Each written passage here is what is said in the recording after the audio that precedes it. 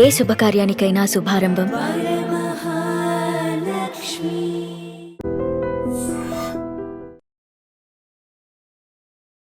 Hello views, welcome to iDreams Media. వివాహేతర సంబంధం అనేక కుటుంబాల్లో చిచ్చు రేపుతుంది. వివాహేతర సంబంధాల కారణంగా ఎలాంటి పరిణామాలు ఎదుర్కోవాలో అనేక వార్తల్లో చూసాం. అదేవిధంగా క్రైమ్ స్టోరీస్లో చూస్తున్నాం. ప్రతిరోజు ఏదో ఒక చోట వివాహేతర కారణంగా భర్తని వేధిస్తున్న భార్య, భార్యని వేధిస్తున్న భర్త, వివాహేతర కారణంగా ఒంటరైన పిల్లలు, బంగారు భవిష్యత్తుని నాశనం చేసుకున్న దంపతులు, ఇదంతా కూడా కేవలం వివాహేతర సంబంధాల కారణంగా అనేక సంఘటనలు సమాజంలో జరుగుతున్నాయి.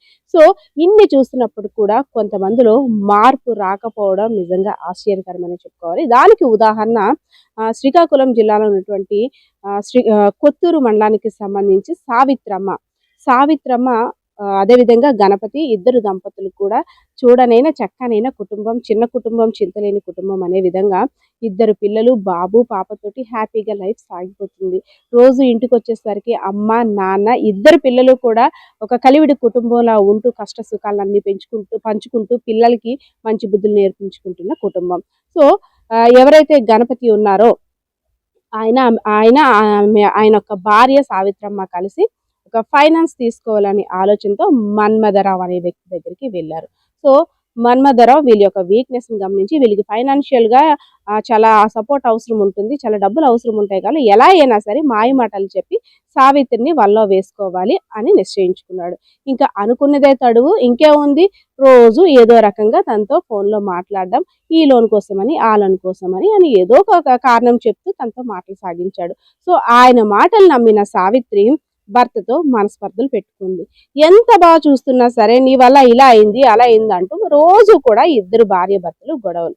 సో దాన్ని చూస్తున్న పిల్లలు కూడా బిక్కు అనుకుంటూ ఈ రోజు ఏం గొడవ అవుతుందో, ఈ రోజు అమ్మ నాన్న ఏమనుకుంటారో ఏంటో రోజులు గడుస్తున్నాయి. సో ఇంకా దీనికి ఇలా ఫుల్ స్టాప్ పడట్లేదని పోలీసుల మధ్య అదేవిధంగా పోలీస్ కేసులు పెట్టుకున్నారు. అదేవిధంగా పెద్ద మనుషుల మధ్య కూడా వ్యవహారం ఇదంతా కూడా చెప్పుకున్నారు. చెప్పిన తర్వాత ఇద్దరు విడిపోయారు. విడిపోయిన తర్వాత ఎవరైతే మన్మథరావు ఉన్నారో ఆయన ఈమెని హ్యాండిల్ చేస్తున్నారు. ఒక దగ్గర ఇల్లు తీసుకొని ఇద్దరు కూడా కొత్త కాపురాన్ని స్టార్ట్ చేసుకున్నారు విడిపోయిన తర్వాత.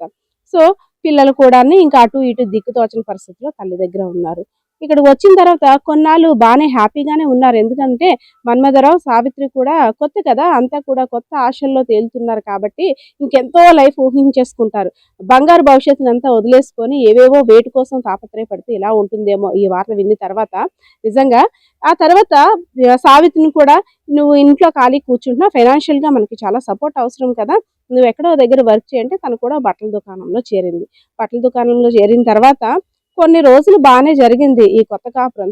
తర్వాత స్టార్ట్ అయింది దీన్ని ఏదో మాటల మీద హ్యారస్ చేయడం, అదేవిధంగా కొట్టడం, తిట్టడం, ఇవన్నీ కూడా సర్వసాధారణం అయిపోయింది. ఇంకెంత భరిస్తుంది, అయ్యో నా భర్తను వదిలేసి వచ్చేస్తాను, ఈయన నమ్మి నా బతుకేంటి ఇలా అయిపోయిందని రోజు దేవుడికి మొరపెట్టుకోవడం తప్పితే ఇంకేమీ చేయలేని పరిస్థితి.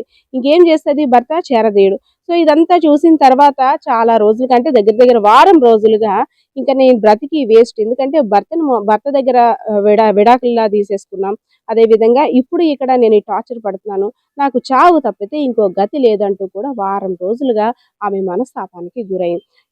చూసింది ఇంకా మార్పు రావట్లేదు, రోజు కూడా ఏదో విషయంలో గొడవ, నాకు ఇంత టార్చర్ అవసరం అంటూ పిల్లల్ని కూడా అమ్మమ్మ వాళ్ళ ఇంటికి వెళ్ళండి నేను వస్తానని ఏదో వంక చెప్పి పిల్లల్ని బయటికి పంపించేసి ఫ్యాన్కి ఉరివేసుకొని చనిపోయింది. సో అమ్మమ్మ వాళ్ళ ఇంటి దగ్గర నుండి పిల్లలు వచ్చిన తర్వాత అమ్మ అంటూ ఎన్నిసార్లు పిలిచినా అమ్మ తలుపు తీయట్లేదు. సో ఏంటి ఇంత తలుపు తీయట్లేదని పిల్లలు ఆ కిటికీలో నుండి చూసేసరికి అమ్మ ఫ్యాన్కి వేలాడుతూ కనిపించింది. ఆ పిల్లల గుండె పగిలిపోయింది. ఎందుకంటే దేనికైనా ఒక దెబ్బ తగిలినా సరే అమ్మ అని పిలుస్తాం, అలాంటిది అమ్మ అక్కడ చనిపోయి ఫ్యాన్కి వేలాడుతుంది. అక్కడ పరిస్థితి కూడా చిన్నపిల్లలు కాబట్టి వీళ్ళకి అర్థం కావట్లేదు. అందరినీ పిలిచారు అమ్మ ఇలా ఉంది అనేసి. సో స్థానికులు వచ్చి చూసేసరికి అప్పటికే మరణించింది సావిత్రి. ఇది ఒక పెద్ద లెసన్ అని స్థానికులు అందరూ కూడా అనుకున్నారు. ఎందుకంటే ఒక మంచి సాఫీగా సాగిపోతున్న కుటుంబంలో చిచ్చు రేపాడు ఈ మన్మథరావు అనే వ్యక్తి. సో ఈయన వచ్చిన తర్వాత హ్యాపీగా ఉన్న లైఫ్ అంతా కూడా డిస్టర్బ్ చేసి ఏవో మాయ మాటలు చెప్పి ఈ సావిత్రిని తీసుకువెళ్ళిపోవడం. ఇప్పుడు పిల్లలైతే మాత్రం తల్లి లేని పిల్లలుగా మిగిలిపోయారు. వివాహేతర సంబంధం కారణంగా ఎలాంటి పరిణామాలు ఎదుర్కోవాలో సావిత్రి జీవితమే అందరికీ కూడా ఉదాహరణ అంటూ కూడా అక్కడ స్థానికులు చెప్పుకుంటున్న పరిస్థితి అయితే కనిపిస్తుంది. కెమెరా పర్సన్ బాలకృష్ణతో పద్మ, ఐడ్రీమ్స్ మీడియా, శ్రీకాకుళం జిల్లా. నిజంగా ప్రస్తుతం ఉన్నటువంటి సమాజం దేనికి ప్రయారిటీ ఇస్తుంది? ఆర్థిక సంబంధాల చుట్టూ మాత్రమే తిరుగుతోంది. మళ్ళీ ఎన్నికలంగానే చాలా విరక్తి కలుగుతున్నాం. మంచి అనిపిస్తుంది కదా, లేడీస్ కూడా ఛాలెంజింగ్ జాబ్స్ చేసినప్పుడు చాలా బాగుంటది. ట్రాఫిక్ అసిస్టెంట్స్ గా నియమించిన ట్రాన్స్జెండర్స్ అందరితో సాల్యూట్ చేయించుకుంటున్నారు. ఫుడ్ డెలివరీ ఇవ్వటానికి వెళ్ళినటువంటి డెలివరీ బాయ్ అనిల్ పై కళ్ళ ముందు